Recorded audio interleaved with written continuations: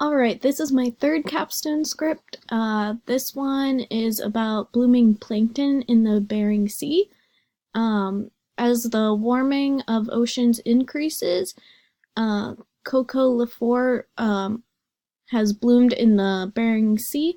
This is the first time it happened in this area in response to temperature rising greater than 4 degrees Celsius, and with the increase of light breaking through the melting ice.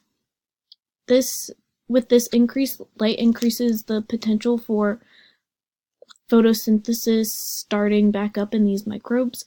This causes the community of these microbes to sustain the structure, diversity, and all overall function of their lifeline.